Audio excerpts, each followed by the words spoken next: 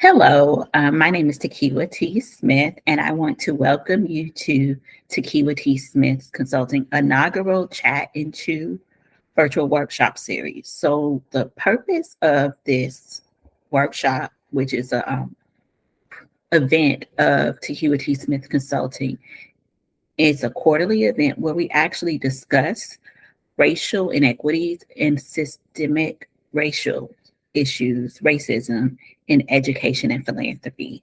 And so, because where we are in our school year, still a few months to correct things and think ahead for summer school, if your children will be in summer school, and next school year, we want to start off with school discipline. And one of the things that when I think about school discipline, and when a lot of people think of school discipline, they think about the school to prison pipeline, which we know, and we can have a whole separate conversation on that, the impact of police in schools and do they really keep people safe? And, I think about a couple of years ago in Florida where a 6-year-old was arrested, right? And those are valid and important school discipline issues. But the school to pipeline, prison pipeline is an extreme. There are things that happen every day in schools regarding discipline that impact Black children. And so that's where we're going to have this conversation with Mr. James Price, which I'm so excited to have him have this conversation. And so I'm not going to read his bio. We're just going to get into this conversation. I'm sure you can find him on LinkedIn if you want to, continue the conversation and know more about his background. But just know that he is qualified and experienced as an educator to have this discussion. So, James, I want to first of all thank you so much for making time in your schedule to have this conversation about an important topic of school discipline. So thank you so much, Tokiwa. And once again, I just want to thank you for welcoming me into this conversation, because as we know, this is something of extreme importance. And as we know, as educators, March is a very trying and interesting time, especially for our educators across the board. So I can just start by telling you a little bit about myself. I'm from Decatur, Georgia. So I started by majoring in education at Morehouse College. And prior to even majoring in education, I really saw how there was a big need for Black male educators in the schools. One of the things that I really saw was that there were generally behaviors that were displayed in the schools that honestly the students needed guidance, and they often could not even articulate their why to the behaviors that they were displaying. So that was really one of my major passions, was to make that impact in the school system and in the school setting. So while student teaching and going through my program, I also did various student teaching experiences in Atlanta public schools. I did the private school route where I had my experiences there. I did the public school route. I did the charter school route. And I really found myself enjoying and finding a passion in that charter school route. And I know that oftentimes people hear the charter school and they hear that and they kind of turn their faces up, but that's a place where you get to really have that autonomy and freedom to work with your students and really get to know them on a different level. So I went to Morehouse, got my bachelor's there, taught for a few years in APS. I then went on to Kennesaw State, got my master's in educational leadership. And I specifically just worked with those charter independent schools. Now, I've also transitioned on out of the classroom into an administrative role where I'm the dean of culture at my charter school. And when you're looking at those charter schools, those roles sound generally kind of just different. So as a dean of culture, I'm specifically over the culture of the entire school and school community. But not only that, the best way to look at that is I take the role as the assistant principal in that building. So I hope that kind of gives you a little background to where I am and how I got there now. Yeah, and so it is interesting that you say a dean of culture, because discipline and how educators discipline in school is a huge part of school culture, correct? So we're going to 100%. go ahead and dive into these questions about school discipline. So our talk is subject the impact of non-Black teachers on student incomes. And although we know there are diversity of teachers, we do know historically based on numbers, right? The majority of teachers nationally are non-Black. Is that correct? 100% correct. And so my first question is, do schools or school districts provide cultural competency training for its non-Black teachers? That's a great question. So, and I also like how you specifically tailored that towards our non-Black teachers.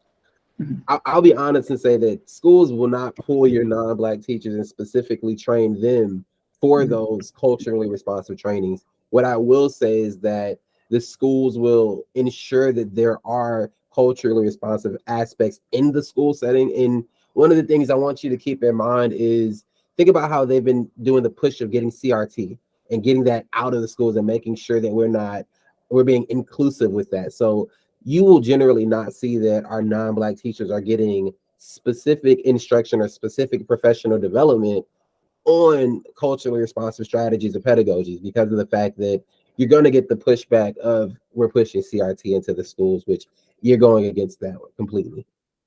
Which CRT isn't a K through 12 pedagogy anyway. Correct.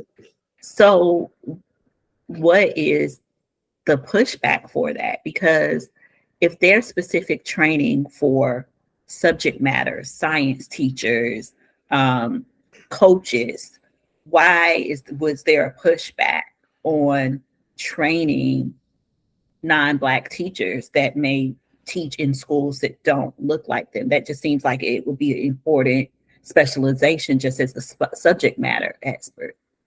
So that's actually a great question. And when you think about that, another thing that you want to think about is as we go through our specific or our various DEI trainings, oftentimes it pushes you to a point where you can actually reflect on your actions and allow that to push you to the next day or push you throughout the year. So as you're using those DEI trainings, just like that will happen in any other training, it will be the exact same way for your culturally responsive trainings. And one of the things you'll see them say is build the relationships or try to understand the students, but that's generally as far as it goes, even to the point where you'll see that some schools actually ensure that they're trauma informed training schools, which is a great thing. But what about doing that specifically for our organizations, our groups of our demographics that do not have any idea of that? Does that answer your question for you? Yeah, it does.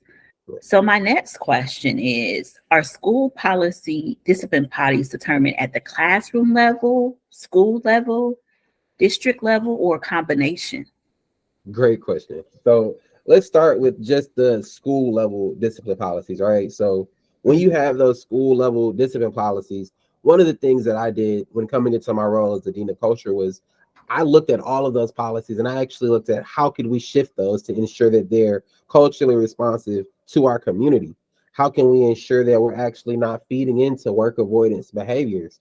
So to answer that question, the initial set of behaviors that you see on a school-wide level, especially in your charter and your independent schools, those are just school-wide created. However, when you go to several districts, they're still going to be able to add their specific rules that align with that school's culture. So that's the first set of it. Whereas school level, that's going to be school level. Now, when you get to those in-class consequences, and that's something that I honestly push in just pre-planning as well as training our teachers on, whereas to ensure that they have control of their classroom and to ensure that they actually build a community in their classroom, they have to set up those in-class expectations. Now, when setting up the in-class expectations, another thing that they need to do is ensure that these are consequences that you as the teacher can follow up with. So an example of that could be if a student is doing something that is an in-class consequence, you cannot try to tell a student that they're going to be suspended. No teacher can assign a suspension. However, what you can do is apply positive reinforcement to that behavior to ensure that they're actually learning from that and then restoring that within the classroom as well.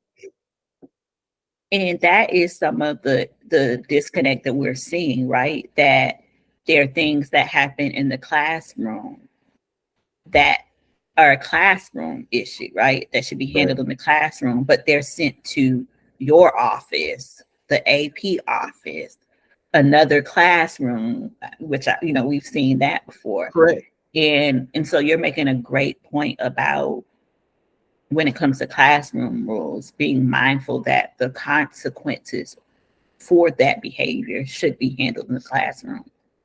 And not only that, making sure that your consequence aligns with the what the behavior is. And you should be Okay. able to communicate that with the students so that if in the event an action is they portray this action, this consequence aligns with that, and this is why. And oftentimes when you do that, you've built the relationship, you've built the trust. And not only that, they acknowledge why they're actually following up with the consequence that they have. So I do have a follow-up question to that. So I've seen in middle school and high school where sometimes the teachers help the students, they come together and do some classroom rules, agreements, and norms. Is that a good practice? Is that something that do you think that if classroom teachers do that, does that help with how school discipline is implemented within certain classrooms? So it's funny you say that. As a teacher, I implemented those and I call them essential agreements. And one of the things about that is you have to be very clear and very precise with what you expect. Now, with doing that, not only do the students have to follow that, but also the teachers have to follow that. And one of the things that I would always communicate is this is a way that we hold each other accountable, academically accountable, behaviorally accountable. And one of the things it does is that if you see a student doing something that they should not be doing, the students are holding each other accountable to a point where rather than having to follow up with the consequence, the first or second time, they're actually talking to each other and giving each other the expectation. Now, there are times, especially with your middle and high schoolers, if it becomes a little excessive, that's when you do have to follow up with several consequences or even next level tiered consequence. But yeah, like those essential agreements and ensuring that actually going as far as everyone in there signs it. If everyone signs it, it's kind of like a contract where we all Mhm. know that we signed this, we all know that we should follow this, and we all hold each other accountable to that as well.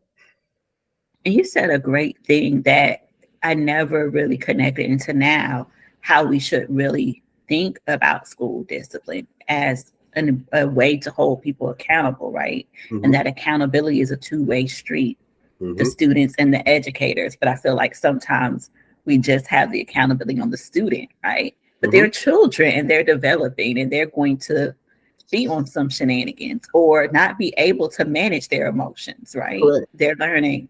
So that is a really great thing that you brought into the conversation about accountability. Hmm. And one of the So things I actually did was that in the classroom, one of mine were that we would give 100%.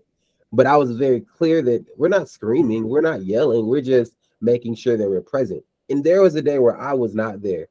And my class actually, hey, Mr. Price, you're not giving it today. And normally you come with 110. So we need you to come with it so we can come with it. And that actually, it allowed me to hold myself accountable. It allowed me to reflect. And then I was able to bring back exactly what they needed so they can be successful as well. and that's what it's about, student success, right? Correct. Whatever environment we create for students to be success. Hmm. I think we forget that sometimes in school buildings with all the pressure of testing and standards, that it Hmm. really is about student success. Correct. Correct. So now we're going to start getting these parents involved in this. We talked about the schools, the teachers. Where can parents or guardians, caretakers find school classroom discipline policies? Oh, great. So that's something that I literally often tell teachers and parents, like, please ensure that you are reviewing those prior to the first day of school. Also, teachers, make sure that your families review these prior to them coming to campus. As they enroll in school, let's say that you're transferring into a new school or you're starting at a new school, handbooks are generally given throughout that first orientation process. But not only that, you can find those on the school websites. If you just go to About the School, they generally have the school code of conduct, the handbook. And oftentimes, if you're starting at this school, this is something that you have to sign. And most times we would think that this is just general paperwork that needs to be signed, but I would honestly urge parents and our community members, please review those with fidelity prior to signing them because you'll notice that you're walking into a situation where you're trying to advocate, but if you didn't review that handbook, it sets you up for a very difficult situation. Because you may have signed for a punishment that you Correct. don't agree with that may be Correct. harsher than it should be. But I just think about how many things do we sign, just glancing, Correct. especially the more pages it is. the less we are willing to Right. And it's read through not it, to right? right. And as I looked at it and I communicated with our board as well as our stakeholders, we're not doing that to trick a parent or to confuse you. It's honestly because there are so many intricate details that happen that we've been into that we have to prepare ourselves for each situation. So we want to ensure that each base is covered. Mhm. Yeah, that makes sense. So I guess treat it like you're signing your life away for Correct. the mortgage, lease, car note, Right. Right. look at everything that you get from your child's school, especially if you have to sign it. That's a great point. I didn't even think about the handbook or that you're signing stuff. Right. That, yeah. It gets a little So scary. now it does get scary. Yeah. And if you don't sign, look at it school. I mean, can you have these conversations during open house or, the first parent teacher, or can you request? Because I'm a firm believer that the parent, the educator family relationship goes better if it starts before something happens, right? Mhm. So should is I know there are a lot of students in the beginning of the year, but Mhm. can parents make appointment with an administrator to go over that handbook? Is there I someone available Yeah, to I do think that that? that's a great move. And that's one of those things where if you do that, it also ensures that the administrators are going to follow that handbook with fidelity because of the fact that they know this scholar they have an advocate. This parent will make sure that we are following it with fidelity, which should not be a problem for any administrator if that's one thing I actually advise. And Mhm. some administrators may not be the best person to appreciate that, but I really think that it's a great point because now we're all on the same page. So if I have to call you, or if we're having a conversation, you know why we're having this conversation and you know what step we are at in this step of the consequences. And that's good. Just making sure everybody understands before, early in the year, as early as possible. Mm-hmm. So say we've read the handbook. Mm-hmm. Now something has happened. Mm-hmm. How do parents and caretakers determine if a disciplinary action is appropriate or not? Got you. So one of the things they can do is first ensure that they've communicated with the teacher because one of the things I generally will tell a parent is that mom or dad or guardian, I am literally the one processing this first. So I am receiving this as an investigation from the teacher or from the whoever was on record, also ensuring that all of the investigations have gone with fidelity. Now, let's just say that you do acknowledge that this has happened, you understand, but there is more that needed to happen, or I feel as though this was not followed completely. You can always appeal. And I think that that's something that a lot of parents don't know. And one of the things they would do is just say, this is my concern. You can actually appeal this by going to that building principal, that building director, and letting them know that this was a consequence that was given, and you would like to. First off, just know how we got here. How did we get to this point? What were the steps taken prior? And if there was a way that we could appeal this, that's just in the building level. If you feel as though throughout the building level it didn't get anywhere, or we have to now take it a step further, that's when you're then going out of the building and you're going to your office, your central office. Okay. And I thought about what you said about earlier about signing the code, the handbook. Mm-hmm. Just because something is written, right, Mm-hmm. doesn't necessarily mean it's an appropriate punishment. Is that correct? I So, would agree with you there. Yeah. okay. So is that why you're saying that even if, you sign the discipline, you do this, if you still feel like your heart is not appropriate, or maybe, what's on paper and what really happens are two different things. Mm-hmm. That's why you encourage families to do the investigation. And if they don't like the results, appeal. And that's honestly, and this is where it gets a little tricky because it's one thing to say that I feel as though this was something that should not have been a consequence. There are times where you have those zero tolerance policies. And Okay. that's something that we've seen in studies where we've been battling those for at least 15 years, where certain zero tolerance policies should not be followed through, such as having a toy gun on campus. They may not have had any idea that of the harm it could have caused, but it could have gotten them completely kicked out of school. So that's where it gets a little tricky, where even if you feel like this was something I don't feel should have been followed this way, you still want to refer back to the code of conduct, still want to refer back to the handbook. And if in the event it does directly align with what the handbook says, that's where, even if you felt that way, you can appeal. You just want to make sure you follow that appeal process with fidelity too. Okay, that's great. Mm-hmm. So now we're going to get to this cultural competency question. Mm-hmm. The culture, which is perfect that we're talking to the dean of culture, right? Mm-hmm. So, how do parents and caregivers determine if a disciplinary action was based on cultural bias and or racism? Mm.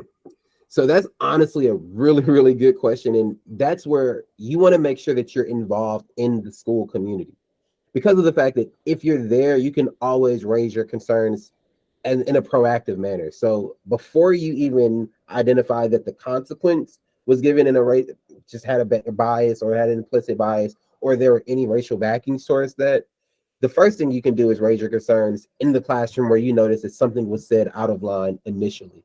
Now, the consequences in our reality, we know should be aligned, just no matter who does it, they should all get, it should be completely fair. And I wouldn't say equitable, but it should be literally equal when it comes to those consequences. But one of the issues you're going to run into is that we're working with people and we're working with students. So if in the event you identify that this behavior is backed by something racist or it has a bias towards it, you want to go directly to you want to go directly to administration. You want to make sure that you have what is stated word for word, and also being able to present that to your administration, because if in the event that's the case, you can now start your appeal and also identify where this is coming from. Is that something that is hard to prove In as all somewhat, because of the fact that if a parent is coming to the school, and one of the things that'll happen is that if a kid does, if they do this action, yes, they did it. The consequence could have its own backing, but if they are following it from their policies and procedures, that's where you get a little tricky into, is it racially backed, or is there any racism towards that? And that's where you're going to have that hard conversation of, was it really backed by racism? but sometimes you feel it is. You just know in your heart based on the Right. teacher, right? Right. And that's the thing where oftentimes a parent will say, or a guardian will say, this is what I feel. And that's when admin will generally like read you out the policy and procedure. And that's where it gets a little tricky, because that's why they have those, because of the fact that a parent can generally say that I feel that was racist. But if you have something that's on paper that was signed, that's where you run into your issue. Mm-hmm. And I feel like that's why sometimes you see these kids recording stuff, right? Because they like, Correct. Correct. And when they record, oftentimes even recording could cause them to get another consequence, but at least it proves what you were saying initially, which is why I say if you can prove it on the front end and be proactive with that prior to doing something that gets a consequence, that saves it a whole lot easier. that's great. So Mm-hmm. now we're going to go to these outcomes because we had talked about how people think school discipline. They think the only negative outcome can be the school to prison pipeline. Mm-hmm. But we know there are a lot of other things that can be impacted Correct. by school discipline without police being involved, law enforcement, Correct. whether it's school level or they call the cops, literally, Right. right? So, what are the various impacts on Black student outcomes when they are disproportionately disciplined at school, whether it's a harsh punishment for a one time incident or being disciplined multiple times over the same or various issues? Yeah. That's actually really funny, because it's like all that people talk about is the school to prison pipeline. But not only do you see that, it also affects that school's rating. So if you look at the school score, if you go to research any school that you're ideally wanting to have your child attend, you can actually follow and track exactly what their disciplinary rating is. You can actually look at what are the demographics of these students that are getting suspended, or what are the demographics of students that are receiving these harsh consequences. So you start there on, now we're affecting what the schools are in certain environments, in certain neighborhoods, in certain socioeconomic statuses. What is the following behind that? So that's one thing you're going to affect. Not only that, this is how we also get certain students on that tracking. And we generally talk about tracking for behaviors, but also you'll notice that there are some students who display these behaviors that actually need several accommodations, who actually they're getting these consequences due to the fact that they will not just sit down. And now you're having power struggles in the classroom. So it really gets the unfortunately, it does align to that prison to school pipeline, school to prison pipeline, but also it affects that academic backing. It affects the academic success. It affects the fact that if they're missing so many days in school, if a student gets suspended or if they're missing so much school, now it affects their promotion to the next grade. So that's another thing where you're looking at what does this do to the future of the student when you're aligning and when you're assigning these consequences. Okay. So I am having some technical difficulty. Okay. My camera just decided to just go off. Right. So we are going to still continue this. This is Not a problem. crazy. But yeah, yeah. Good. I have a great picture there versus, some unprofessional. So yeah, I don't know what that's about. But I also wonder, some other things I think about the rating of the school, noticing, Mhm. tracking, but how does discipline impact? Because you're missing instructional time is interrupted whenever there's a discipline issue, correct? 100% correct. So, what are some of the outcomes connected to the missing of that instructional time, especially if kids are sent home? Because I was saying sometimes there's no plan for students if they're sent home for discipline. Yeah, that's actually something that we've implemented this school year because I did not understand and I did not agree with just sending a student home. Because if in the event they're sent home, oftentimes you'll notice that they're at home and now they're going to do something that could have gotten them in trouble even outside of the school community. So one of the things you want to do is ensure that they've actually done some sort of restorative action, as well as rather than just sending them home, actually having positive reinforcement, because you'll notice that some of the students that get sent home or some of the students that portray certain behaviors, it's work avoidance or it's some sort of school avoidance where they don't want to be in school. And now you're running into a situation such as Pavlov's experiment, where if I show this behavior, I get to go home. If I go home, this is what I wanted.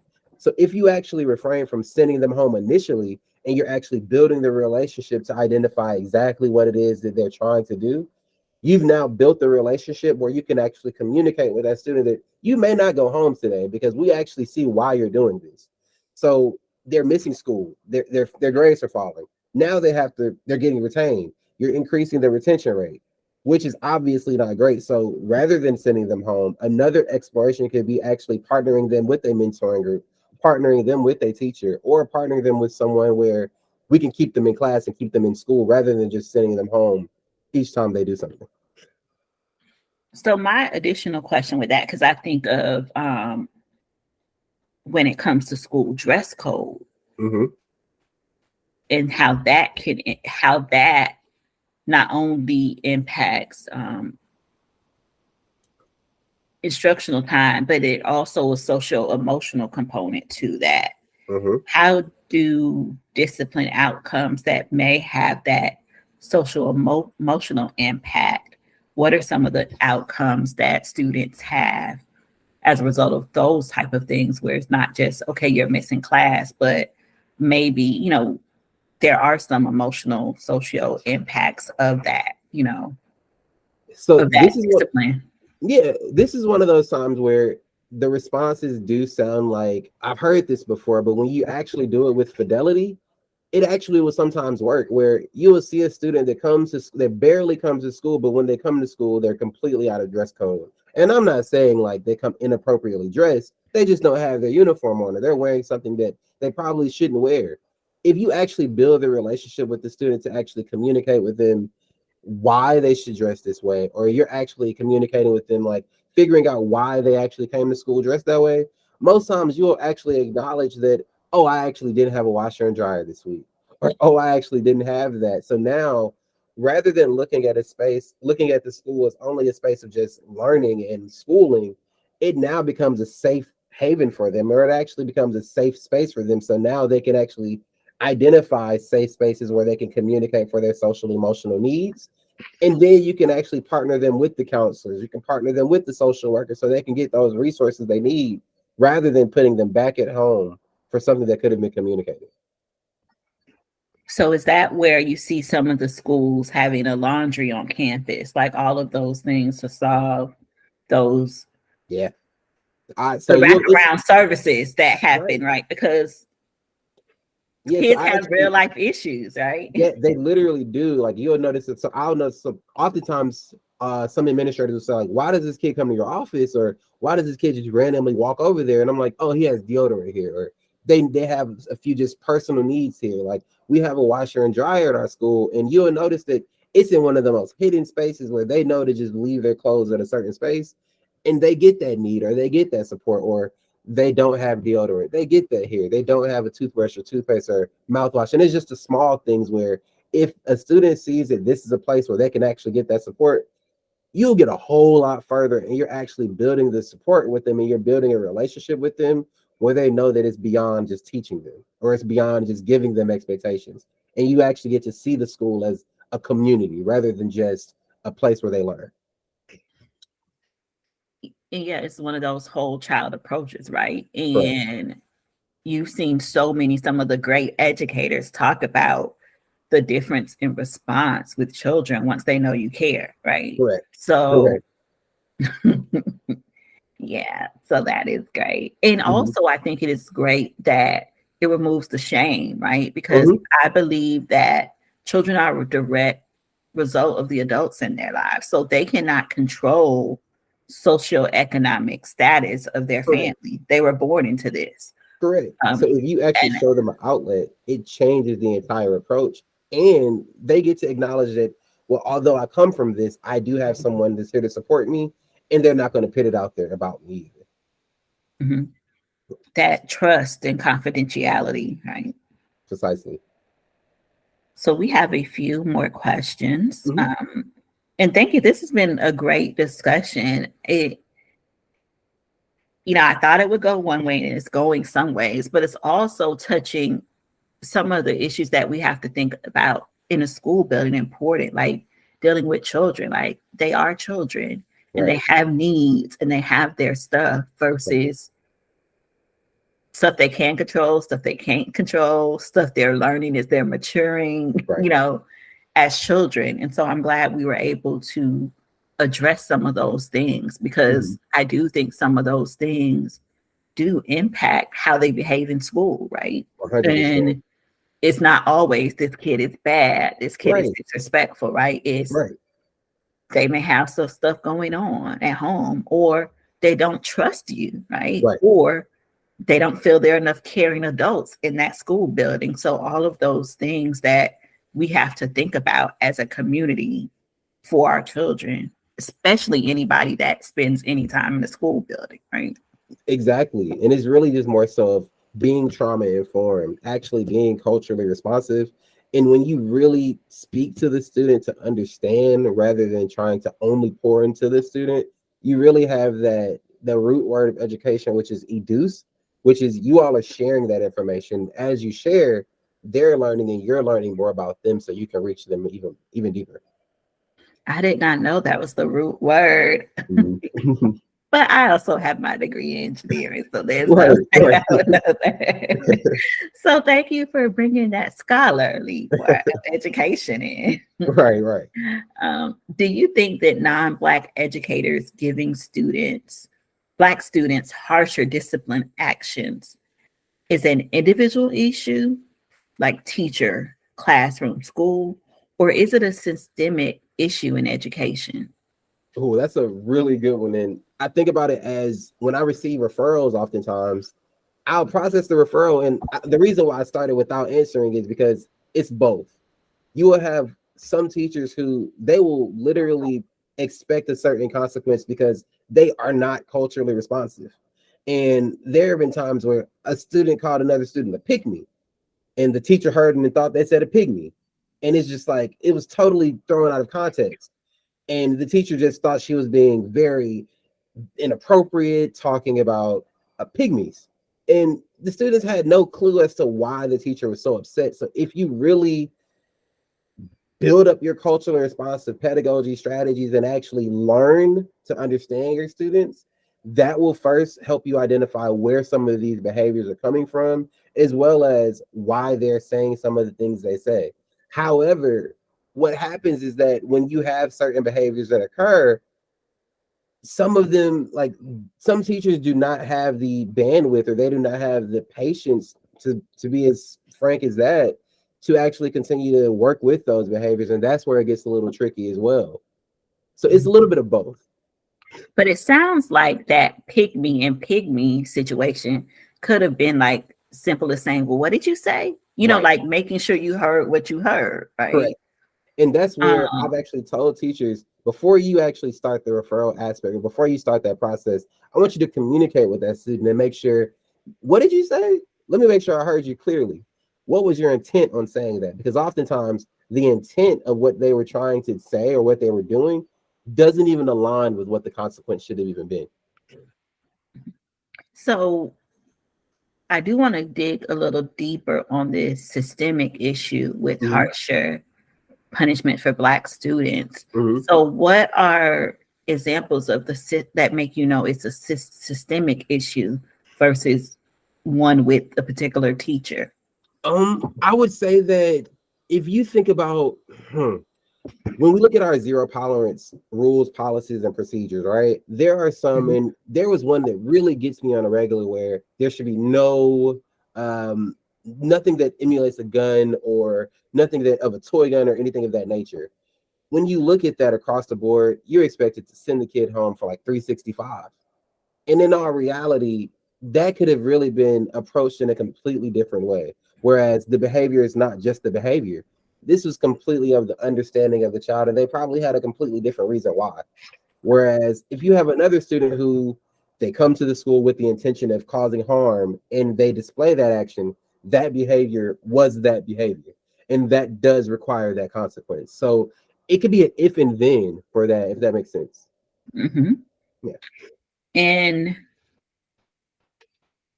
since you talk about zero policies, zero tolerance, where do those policies stem from? For Mm, me, I just feel like it's too extreme mm-hmm. because I feel like children are developing, right? And Correct. I feel like it's a very punitive system Correct. for children who, one, they have so much that's not on their control, Mm-hmm. but also, two, where is this thing to learn and grow as children? And I feel like Right. zero tolerance takes that away Mm-hmm. from a lot of situations. So that's actually a thing that's been in research, I know, for at least 12 to 15 years. And when looking back at it, you'll, and even beyond that, you'll see that certain zero tolerance policies, you're trying to prohibit something that's occurred that was a major catastrophe to education, or a major event that happened in the school systems. So when it comes to weapons on school campuses, that is something, unfortunately, that I often don't like the position that it puts admin in, because it's like, you now have to do something that changes the future of this child forever, simply because of this one action. So that's one thing. And I would say that one of the shifts that should happen is there should be more sort of a restorative action towards that, rather than only aligning it with the punitive. Because one of our goals for the school culture committee is that we want to ensure that we're providing consequences with a restorative rather than a punitive measure. So when you think about that, there, you really are trying to avoid the drugs on campus. You're really trying to avoid weapons on campus. And I think that after you exceed that, the zero tolerance shouldn't really continue after that. It should just be overall school safety. So then how does the default for school discipline become punitive versus restorative? Mm. I would honestly say that it looks at more so of the resources. Think about where you have as far as resources within the school, where if they cannot portray that in school, or if they cannot get this resource at school, where do they go next? And that's honestly, when you look at what do we have at our bandwidth, what do we have in our wingspan that we can actually provide those students resources. Like, if you have a student who needs an evaluation, Oftentimes, all they're going to do is say partner with big brother, big sister, or they're going to tell them to partner with a mentorship program. When in our reality, that's not the best resource for them. They actually need something that hits home at the community, because this is an issue that does not stem only in the schools. It's from what they see in their everyday life outside of the school community or outside of the school itself. So really, it should be, how can we benefit this child at home and on the resources they have on the weekends, rather than just kicking them out of school, because you're doing nothing but increasing the problem. Hmm. So it's one of those things that, for example, I'm looking at New York, Mm-hmm. where I'm trying not to have my other own personal biases, Right, right, but they talk about where priorities shift, where budgets go, correct, right? right, And so you do know that in some communities, cities, counties, police get the majority of the budget, right? right, Well, maybe if we took 5 to 10% and precisely, put that into schools, right, then maybe schools would have the resource to have more right, restorative, right? But right, if you have I'll just throw out random numbers. If you have a $500 budget for discipline that right, allows you to be restorative, mm-hmm. but you really need 5,000, Right.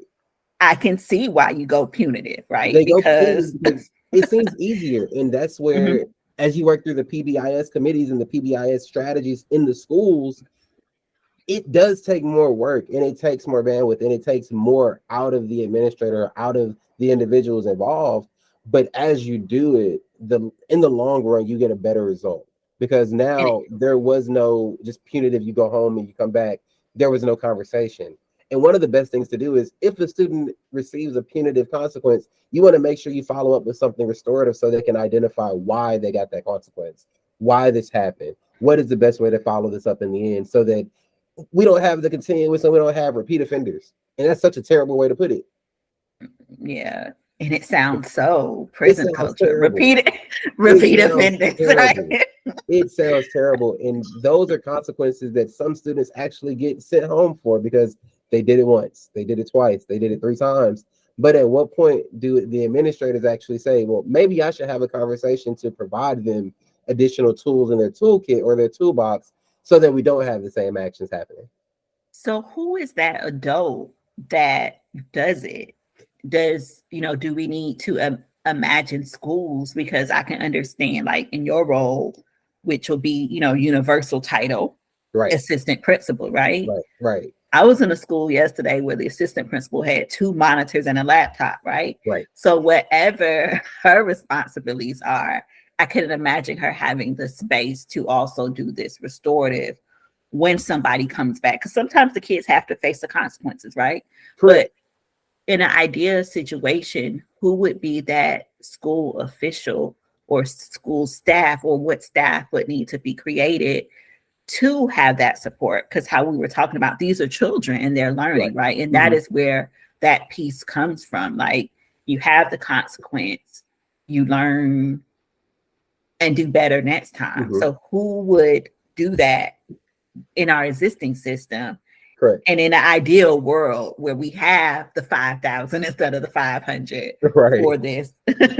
So realistically speaking, in a way that you would put that, the person that gave that consequence should honestly be the person providing that conversation to allow them to restore that, along with the counselor. So there will be times where I've sent the student home, because, and I've explained to them and walked them through the process. And there have been times where they said, yeah, I needed to go home for that one. And I should have done this, or I should have done that. But that's after we've had that conversation. But when you do that, it also takes away the person who's the administrator. It takes their role from being the bad guy who just sends them home, and it allows them to be the person to say that we have to have a positive community. We have to build that, and we have to have a restorative community. And what happens is, not only do you just send them home, you should also send them home with some sort of reflection activity, with some sort of restorative activity, so that when they return, it's not just that they had a vacation. They actually understand why they had to give, like, they needed a break. They needed to actually work through this to reflect on what exactly they did, so they can come back with a changed behavior or some sort of changed behavior. And when you say that, that makes me think of, if we are doing school discipline right with Right. children, it should lead to change behavior, right? Correct. It should not lead to, well, now because of these discipline, the children is behind, right? Correct. Now because of that, children are missing so many days of school. Correct. Now because of that, this child is labeled something that follows throughout their entire school path, right? And Now that's because of honestly, yeah. this discipline, right? hmm A child who may need an IEP and additional support services Right. is labeled a troublemaker. Correct. And that's literally where you'll notice when I was talking about the school's discipline grade, you will notice that there are a certain percentage of students that are in the demographics of Black or Brown or Black and Hispanic. And then you'll notice that it's the males. And then you'll notice that some of them probably will later be identified as ADHD or ADD. And then it's like, why didn't we get them those accommodations in advance? So why didn't we have those conversations with them rather than just suspending them? Yeah, or I saw something in a school where, and this is my own bias, I do not like silent lunch, Right. but Right. it happens for various reasons. hmm And in the silent lunch, a teacher punished a child. The hmm assistant principal came and was saying, well, what was the issue? Right? Just having that simple conversation. hmm And the child didn't need the extra punishment. They were already on silent lunch, which is Right. punishment enough, right? Right. But the simple issue is that the child wanted to talk, go speak to another adult about something hmm that the other adult said, come to me about. hmm But no one even investigated that, the adults there. They were like, oh, you have this additional punishment because you broke silent lunch And rule. he's just like, why don't we take the time to communicate with them? Because if you really hear the kid out, like oftentimes you will notice that you have to actually teach a student how to effectively advocate for themselves. Mhm. And when frustrated, this is how you actually ask for a moment rather than just blowing up. And you provide them those tools, and then you'll notice that there's a change in the behavior. But if you're Yeah, just allowing consequences, they won't ever receive those tools. no. And it was just a simple fact that, like, more questioning, like you said earlier, sometimes we as adults have to ask children questions Correct. to understand the situation. Right. So, this is my last question. Well, my last official question, because I Okay. feel like for every answer you have, there have been another question or two that has come result of your answer. hmm So I won't say last question. Not a problem. But when I think about, the whole thing in our community, hmm um, that we definitely need to get back to protect our babies about it's a hmm whole village to raise a child. Right. How can we as parents, guardians, caregivers in the community advocate and or support students that are negatively impacted by school discipline policies? Mm, really good. So the first one is be present.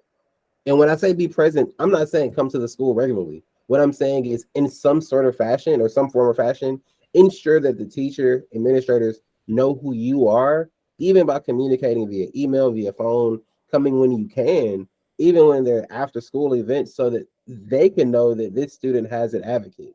This student has someone to support them.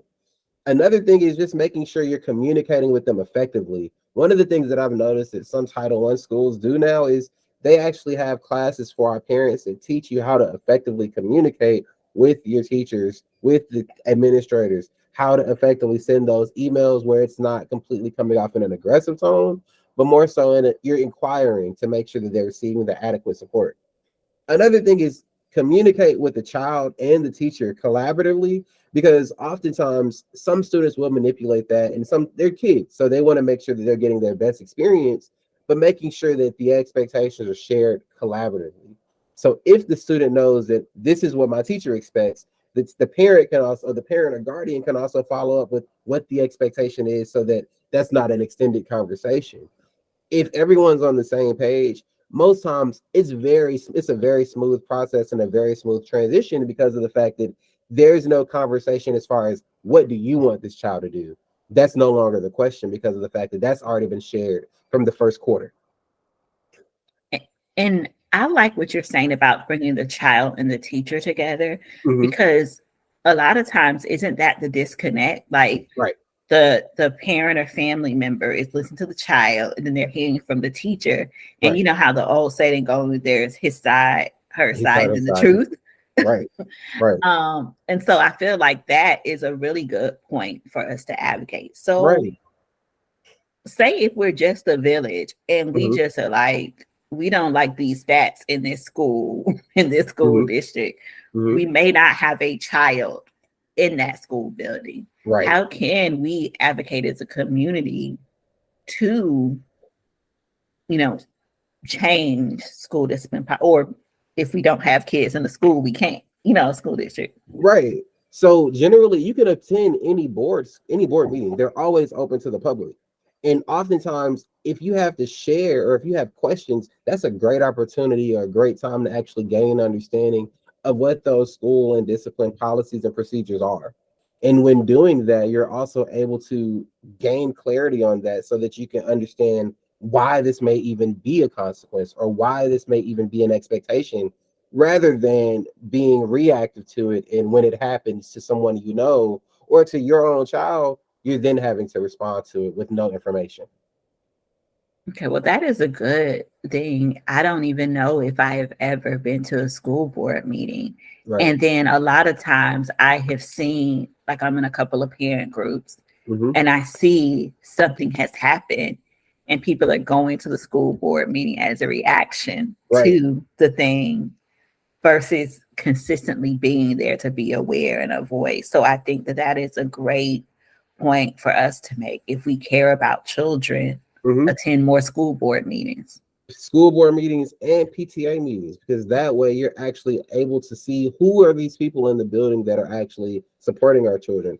Do they come with the culturally responsive background? Are they actually there to support our children, or are they there to just teach them and leave? And that way you can actually make sure that, like, if you're around the school, you're part of the school community.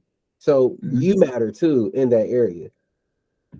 Especially if you're still paying taxes for Exactly. school. Exactly. Well, thank you so much, James. This has Most been definitely. such an informative conversation. I am going to stop the recording now to give people that are present time to ask questions. Most definitely. Thank you again. Okay.